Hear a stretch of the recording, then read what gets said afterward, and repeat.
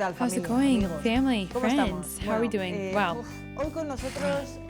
today we have with us, you won't believe it, out of the hundreds of testimonies that we've already heard, you have never heard anything like what I've heard preparing this program. Today's testimony is going to surprise you. We thought we knew everything about New Age, but never like this.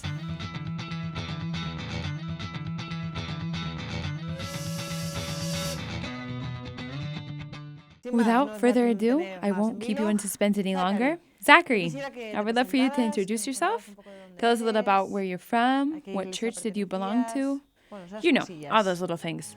My family was Baptist, which meant that me and my brother went to Baptist church every Sunday, and my parents never went. That was my intro to going to church, is that it was like torture. It was like a place for my parents to take me and my brother to get them freedom from us for about a couple of hours every Sunday. My dad would say things like, if you tithe every Sunday, then God will reward you. But my dad didn't tithe, and if you ask him why, he said that he couldn't afford it. And he said if you took Sunday off, that God would reward you. But my dad's business was open 7 days a week, and when I asked him why, he said, well, I couldn't afford to close the one day. So he's giving me lip service about these things about God, but he doesn't believe in them. So, ultimately, my belief in God was very minimal. Up until me being 10 years old, I had watched every fantasy movie ever made. And I always saw these magic things happening. And I really wanted to know if magic was capable, was that possible? And everybody told me no, that magic was fake. It was just a fantasy world. You couldn't really do these things. So when I was in 5th grade, I was 10 years old, I started doing Bloody Mary, or I Hate You Bloody Mary, which is a very common game in America, and we speak around the world, and it's very common around the world. And kids go into a bathroom, turn off the lights, chant a phrase into the mirror, and you're looking for a scary face, which is demonic, to show up. We didn't know it at the time, but we were practicing magic, and we didn't know the Bloody Mary game was really a spell. To make a spell real, to make magic happen, you need repetition, intention, and demonic presence. So the people that play or try and do Harry Potter spells, and they say, well, I keep trying these things and they don't work, so they're obviously fake. Well, that's not true. That's a praise God situation, because that means there's not a demon present. Because I've also talked to kids that say they work every time they try them, which is really scary. So that means that kid does have a demon present. So we're doing this, and I always see the demonic face. And at the same time as that, Dungeons & Dragons had come out. It was a role-playing game. It came out about 2 years prior to that. And I'm always a wizard or a sorcerer. But after a while, after doing both, my curiosity was piqued. I had to know, was magic real? I have to try this on my own. But I can't tell anybody because I don't want to be made fun of. So I did a magic spell for real. I did 3 magic spells for money. Each one of them increased in the amount that I got. But the first 2 was such a small amount that I thought, this could be coincidence. But the 3rd time I tried it, I found $1,000. And I was convinced after that this is real and I'm going to do this the rest of my life. I continued to do that kind of thing. At 14 years old, I participated in my first abortion. It was my first assisted abortion. As the magic practitioner, you don't actually kill the baby, but you have to be there. I tell people that people told me a few years ago that my talk is age appropriate for 15 and up. And I say the problem with that is by the time I was 15 years old, and I give a long list of stuff that I've done, but I finish it off by saying, and I had broken all 10 commandments, including murder. And now I'm old enough to hear my own talk. I don't recommend that kids bring their 10-year-olds to come hear me talk, but you at least, as an adult, you need to come see the talk. And then the language that your child needs to hear it in. So as an adult, you need to go back to your child and tell them. And don't wait for them don't think, oh, my child is innocent. It's been our experience that the people that think their children are super innocent are wrong. And the people that think their children are the opposite of innocent, or little evil devils, are also wrong. It's like most children fall somewhere in between. Kids that you would never think would look at pornography sometimes are addicted. And the kids that you think, my child is going to grow up to be a priest, sometimes might still be a priest. He just might be on the dark side of the priest. So children will surprise you at every turn. I continued down that path with my first coven for about 5 or 6 years. And did you enter into some kind of group? I did. When I was 12 years old, I found another group that also played D&D and believed magic was real. And I started hanging out there. It was a place to recruit children. They had all these fantasy movies, a big screen TV. You could eat as many meals as you wanted per day, snacks, drugs, cigarettes, booze, even sex. Anything you wanted to do was encouraged. And I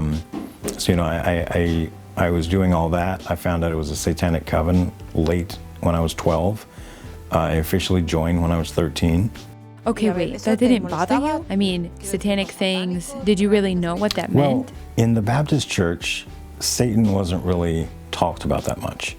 To the Baptists, they say that Jesus defeated the devil on the cross 2,000 years ago, and the devil is no threat. He was defeated. There's nothing he can do. He's scared of the Baptist church. He won't attack the Baptist church. So, as a result of that, there's nothing really. These people claim that they're Satanists, but, I had seen the movies back from the 60s and the 70s, and Satanism was creepy.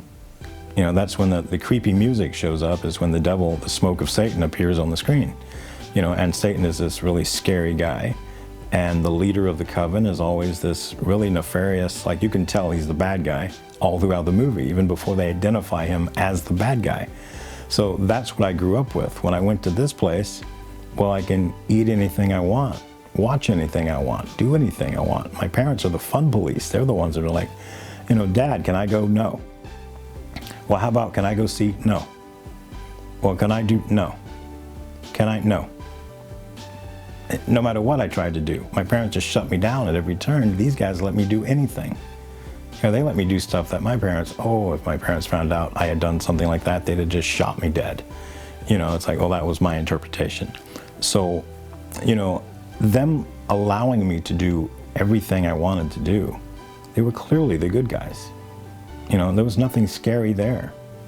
I wasn't scared, and it wasn't, when I was 13, I had signed a document that said, "The blood of Jesus washes away all sin, but not mine. Jesus died for everyone, but not me."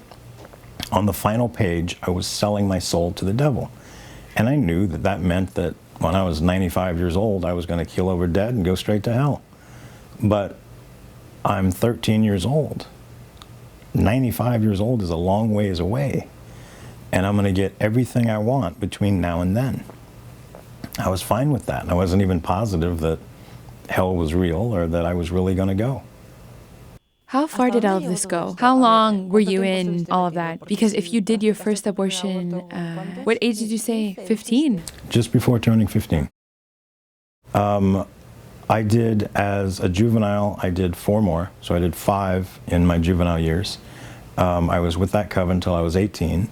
Was this done in some kind of clinic? Or what kind of place was it done in? No, the first one I did was in a member of the coven's farmhouse. And it was more sterile than a lot of abortion clinics that I've done abortions in. It was incredibly sterile. There was about 150 people there, and there's different phases of what everyone's doing. So people have different roles that are there. And what's the connection between this abortion and your presence there? A city official had been trying to pass a bill or a law in the town for about 3 years, and it wasn't being passed. He tried every legal way, and then he tried illegal ways, and he tried bribery and trying to get the right person in his pocket, and nothing worked. And in the Satanic world, there's many levels, there's many spells to do, and each one comes with a criteria for what it takes to complete it, and each level goes up higher and higher. So like the easiest, simplest spell where you have to do something other than just saying, I wish this would work, or Satan, can you give me X, Y, and Z, requires a glass, like a glass cup, some water, a freezer, and a piece of paper. Now, at that level, that would be like if I had been a Satanist and I did that spell against you, but you weren't whoever you are. I can't see you, so I don't know. But if I did it against a regular person, it would be like equivalent to me walking up and kicking you in the shins. If I did a hex, which would involve an abortion, that would be the equivalent of going to your house and dropping an atomic bomb on it. So we up the ante a little bit from kicking you in the shins to dropping a bomb on your house, but an atomic bomb, so clearly you're dead. That's what the abortion was for, is that he had wanted this bill to pass or whatever it was, and no matter what he did, he couldn't get it to go where he wanted it to go.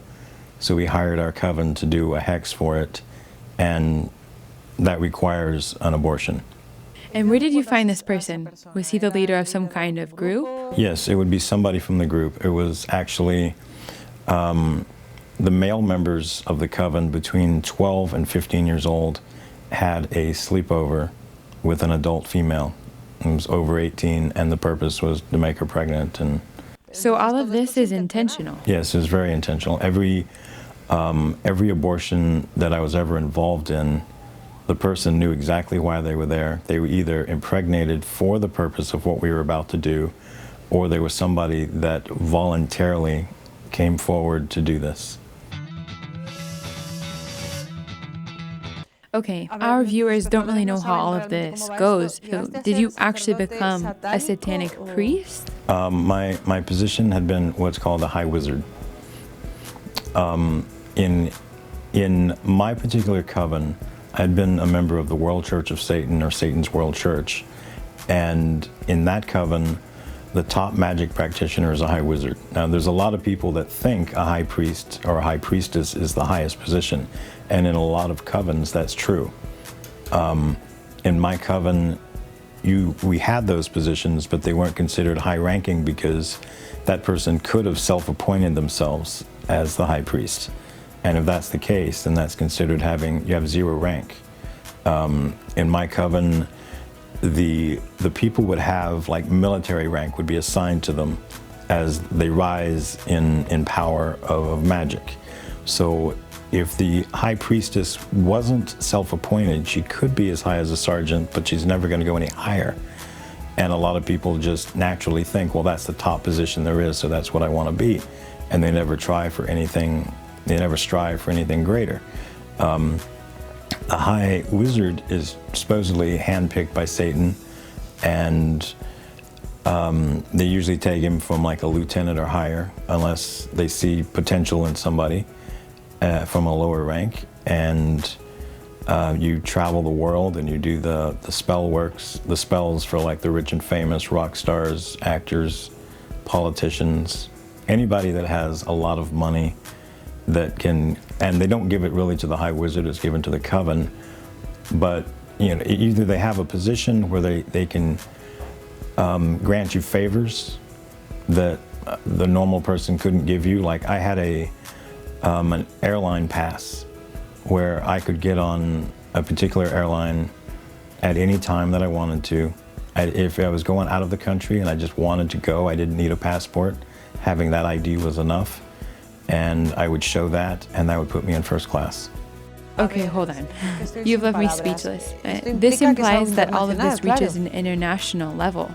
My second coven, Satan's World Church, in 1989 had 1.1 million members worldwide. And at what age did they make you a high wizard or? 21. So you were supposedly chosen by Satan. Right.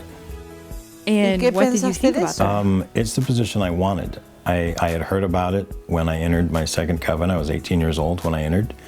And I found out about this position, and I thought, this is the coolest thing ever. The costume, you have to wear a costume to do it. And I saw the costume, and I thought, I saw the costume when I was 12, actually. And I didn't know what it was. And I asked some adults, and they pretended like this didn't exist, that I dreamed this. Then when I was 18, I was at a party, and I saw this position again. You know, if you go to YouTube and look up, there's an artist named Pink, and she has a video of a song called Like a Pill. And in that video, you'll see a high wizard 4 times. The second or the third and fourth time, he's conducting a spell. He's full on into doing a spell. It's like a tuxedo of some sort, a top hat, a wand or a cane. He uses a wand. I used a cane. I thought a wand was hokey. And face paint, corpse paint over the face. And it's a high wizard. I almost fell off my chair the first time I was watching that video, because it's a top secret position. And here it is, this international superstar has a high wizard in her video. Is that something pretty typical? High wizard? No, that they're with famous people. Oh, that's common. And why do these people want to have high wizards? Well, again, if you go to YouTube and look up how many artists claim that they've sold their soul to the devil for fame and fortune, that was one of the jobs of the high wizard, is that we take people that want to be famous. It's called a warehouse deal. You go someplace, usually in LA or Hollywood, all the rock stars show up, or the people that want to be famous show up, and the high wizard shows up, and you walk through this area, and whoever catches your eye, and it's probably a very satanic thing that happens. I mean, you don't look at everybody. You just walk through there until you stop at certain people. And I would walk up and I would ask, what would you be willing to do to be famous? And most people will say right off the bat, I'd be willing to do anything. So then we'd follow that up with, well, what do you mean by anything? And most people at that point would say, well, I wouldn't have sex with an animal, but anything else, it's fair game. Well, Satan doesn't want that person. He doesn't want the person that's not willing to do anything. He wants you to be in the mud. He wants to drag you through the mud. He hates you. He's not your friend. He's not looking to give you $1 million and a big house and a car and a bunch of girlfriends and a bunch of drugs and a bunch of booze because he loves you. He wants you to happily skip all the way to hell. And he's willing to hold your hand and do that with you. But you've got to be willing to give him something first. And that usually involves, the person that says, I would do anything, and then I would follow it up, well, what do you mean by anything? And they say, anything, name it, and I'll do it. So I would name would you have sex with a horse or a dog? And those people would say yes. So I'd give them a card. It's called a Tier 2 card. They would take the Tier 2 card and follow the address that's on it. When they go there, they're going to do whatever it is that they're going to be asked to do. Now, I don't go to the Tier 2 meetings, so I don't know what they do. And they may not do something with a horse or a dog, but I don't know what they do. But I do know 2 things. One, I know that there was a guy came to me that had no talent. He could not sing, he couldn't dance, he couldn't write a song, he couldn't write poetry, he couldn't read music. There was nothing he could do. There was nothing whatsoever. He got a Tier 2 card, and the next time I saw him, he was in videos on MTV, singing and dancing. And he was extremely popular. Now, also, on occasion, you'll read about a rock star hanging themselves, ODing on drugs, drinking themselves to death, DUI in a car, multiple DUIs, eventually they wrap their car around a tree or something. And it's like, you hear about, they were in despair and depressed and an alcoholic for 20 years before they died. Why would someone that's so rich and so popular and so famous, and just all that, why would they do that? They would do that because they're trying to forget how they got there. If you're a normal person, having sex with somebody that you normally would never do it with, somebody or something, you've got to drink a lot of booze to forget that. And sometimes you got to drink so much booze that it kills you. How long were you involved with all of this? Because you were aware that it was Satan who was behind all of it, right? Well, yeah, I'm sure that it's Satan, but remember that I signed up because I wanted everything. I wanted power, I wanted knowledge, I wanted stuff. I wanted to sin as much as anybody possibly could, more so if possible. I thought that sinning equated to fun.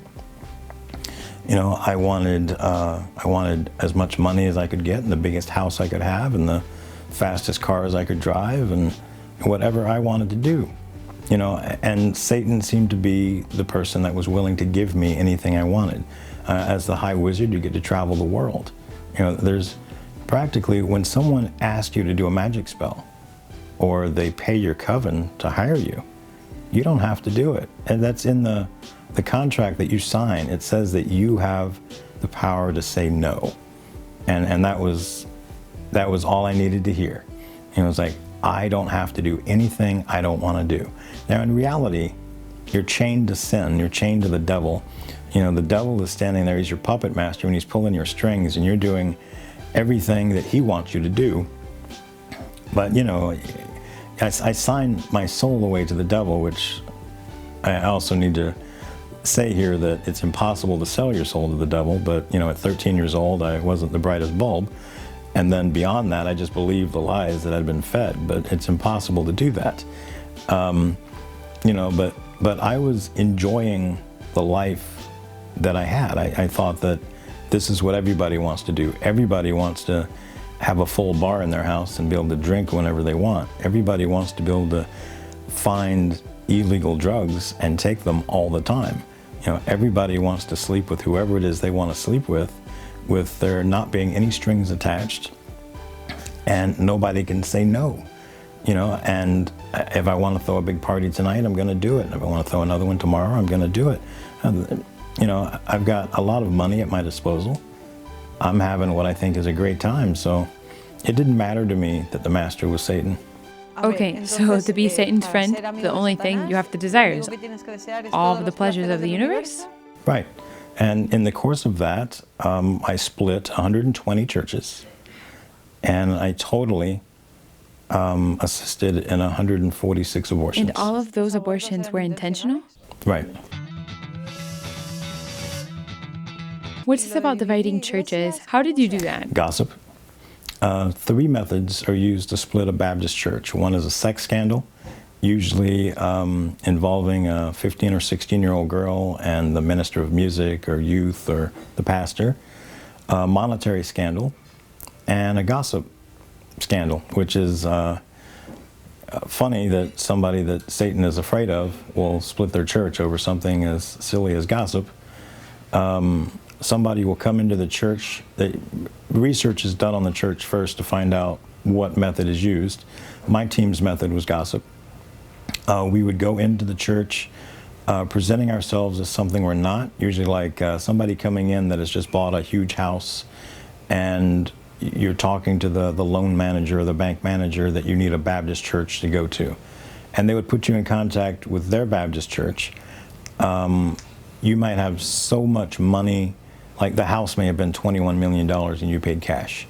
Remember, the money's not yours. The Satanic coven bought it, but now it's in your name. But it's also in like a dummy name, so you don't actually own the house, but it looks like you do. And there might be a 12-car garage attached to it, and you have 13 vehicles. And you're talking to the bank manager about, you don't know what you're going to do. I mean, these are rich man's problems. Should I add another bay onto my garage? That won't look good because it'll be new and the other ones will be old. Or should I tear it down and build a whole new garage? But then while I'm doing that, all 13 of my vehicles will be left to the elements. What's a rich person to do? So he puts me in contact with this church. You split a church through, they run on committees. So you want to get on an important committee. You usually are let on as like an honorary member. In a lot of the committees, somebody has to die for somebody to move up. They're not really looking for somebody to die, but so the president is voted in, the vice president is assigned by the president. We cause so much dissension that it just gets all tangled up and everybody's stabbing each other in the back.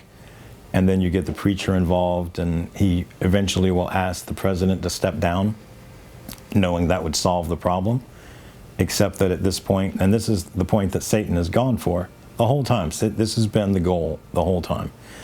We don't go after the church. We don't go to split the church. We go to split the committee. The voting process is a popularity contest. So the president knows he won. He refuses to step down.